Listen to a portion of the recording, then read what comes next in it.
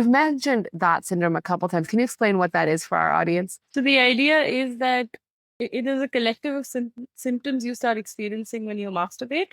And symptoms range from things like feeling depressed, having tremors in your hands, not being able to concentrate. So it's a range of physical as well as mental symptoms. And why it's very difficult to pin down what these symptoms are is because anything that if you're struggling with anything, it can be labeled as heart syndrome. So, if you go to an alternative practitioner and you say that, oh, I'm having a lot of headaches, and they'll tell you, oh, you masturbate too much and you have that syndrome. So, um, it, it's it's kind of like the equivalent of what hysteria used to be in the olden times for women. Anything and everything can be that syndrome. We have so much data to show that it is extremely harmful for the development of young people's minds to have this kind of shame in their bodies and around positive aspects of life like intimacy, even with themselves. That it's a little bit alarming that we haven't addressed this at a large scale yet, but it's also important to recognize that this is an alternative medicine theory, and some of those practices are completely legal in India. So there's a lot of quote unquote scientific validation that people believe is there because they are part of mainstream medicine over here. One of the most heartbreaking cases that I heard about somebody who was labeled to have heart syndrome was this young person who he was trying to practice semen retention, which is something he learned about on the internet, which is the idea that if you, like you discussed, that if you don't ejaculate, you will somehow develop superpowers and, you, I don't know, get more jacked or whatever. And obviously, if somebody is experiencing the mental health benefits of it, like you mentioned, then if it works for you, go for it. But there is no evidence to say that this actually affects your physical health in any way. And this young person was so obsessed with not masturbating or not ejaculating at all that he started experiencing nocturnal emissions, and he felt so disturbed by it. He felt unhealthy. And he started almost manifesting those unhealthy symptoms in his body because he was always stressed, he was always worried, he became anxious, he developed a little bit of a blood pressure problem, and he was eating too much to sort of self soothe.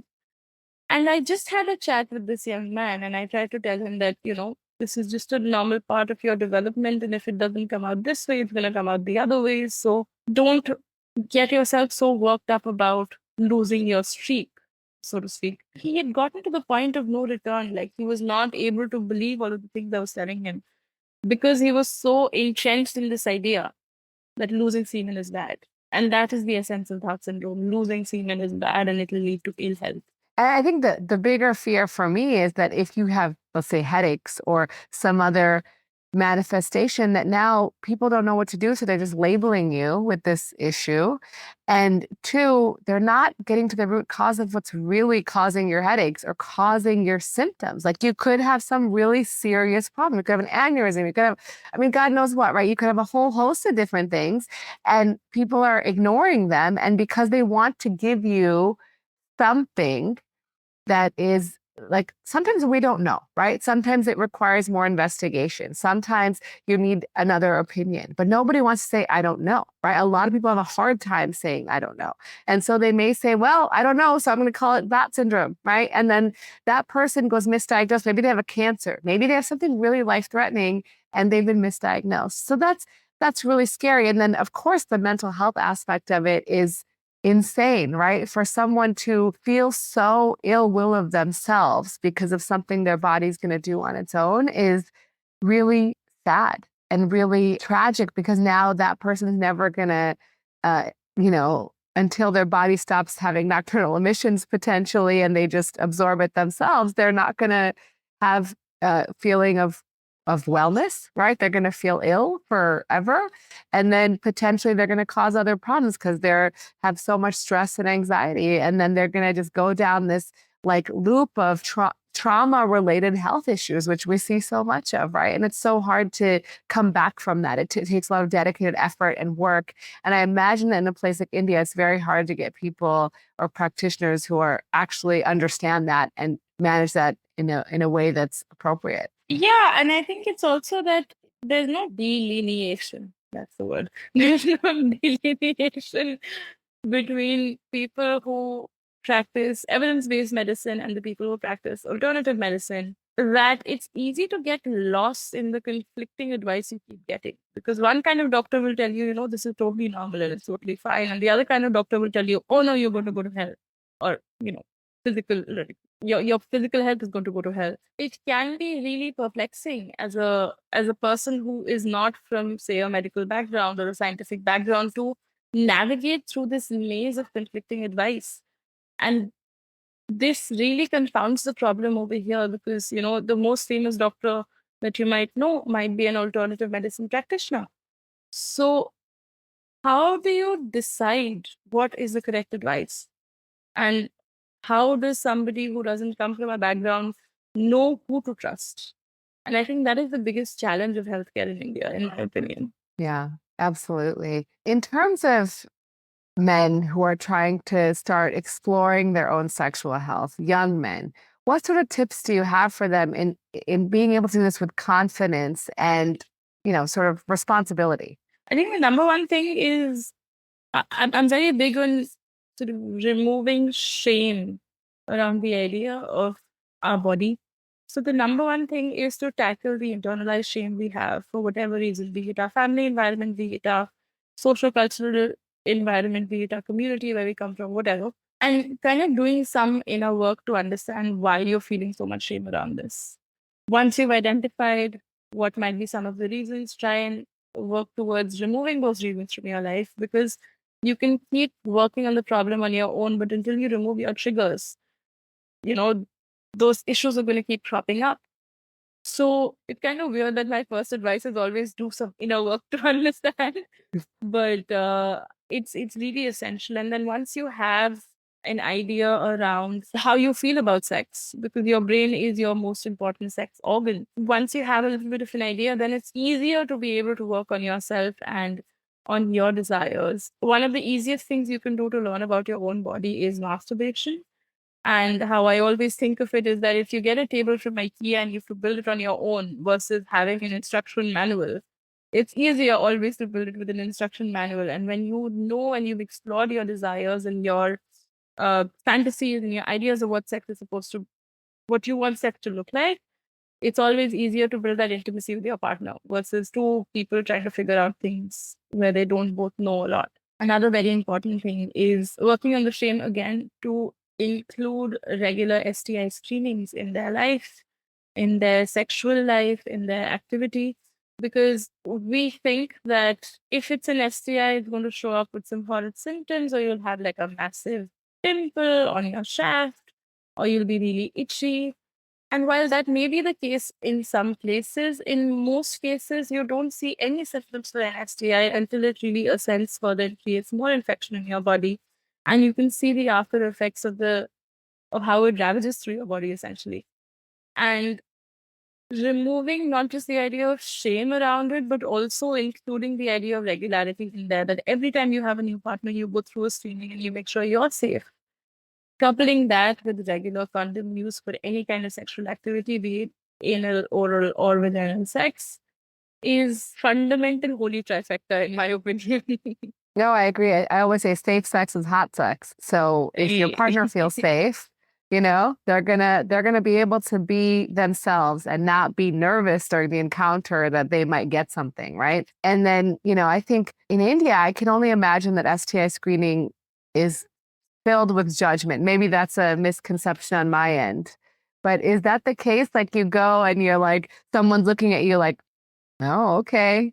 Is that, am I wrong? Tell me I'm wrong. Not just that, but also struggling to find a provider who will give it to you. One of the things that I got a lot of hate from the medical community in India from was that I kept telling them, you have to speak to your patients and ask them if they're sexually active instead of asking if they're married. And people were like, no, this is not appropriate. They shouldn't be having sex at this age if they haven't gotten married.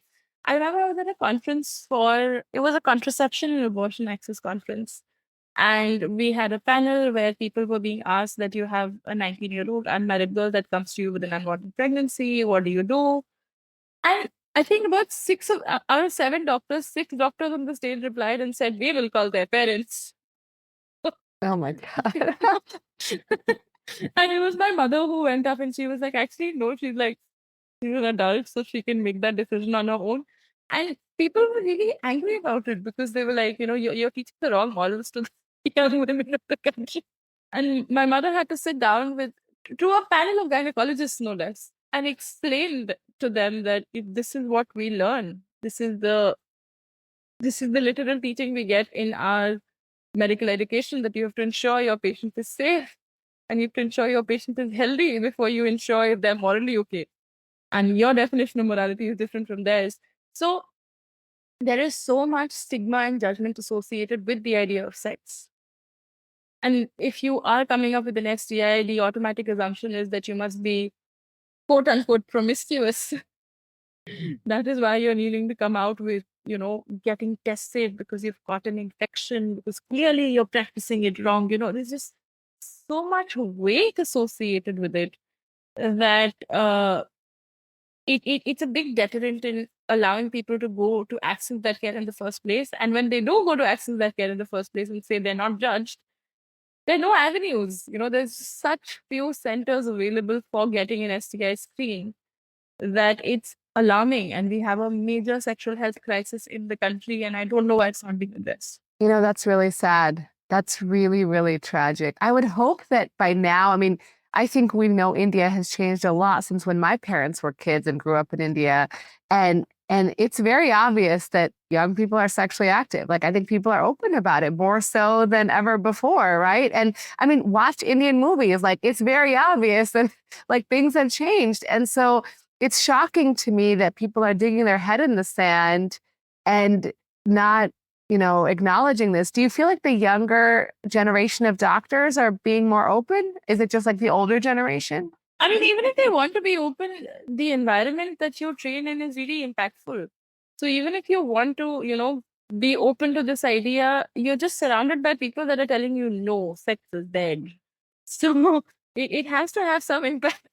It's very difficult to decipher if this person will be open to communicating about their sexual activity without stereotyping them. So if, say, a person comes to you wearing a sari and they have their head covered, are you going to ask them, are you married? Or are you going to ask them, are you sexually active? Without stereotyping them based on their attire and the way they speak. It's a very nuanced conversation, and this overhaul will take a lot of time, because very often, if you're having a person that is coming to you to your clinic to have a conversation around this, if you ask them, and if they're not married, and if you ask them a question like, are you sexually active, they might get seriously offended. And violence against doctors is a major problem in India, particularly in the part of the country that I live in. So there's no way of predicting if this person will get up and smack you across the face. So, wow. Yeah, it's a really difficult conversation to have. So challenging these ideas around morality and sex, especially in the clinic, is a very nuanced and a very difficult conversation. So it sounds like being a patient is hard and being a doctor is hard if you want to do the right thing. Absolutely. Wow. If you enjoyed this clip from the Reena Malik MD podcast and you want to see more, check out the full episode with Dr. Tanaya Narendra right here.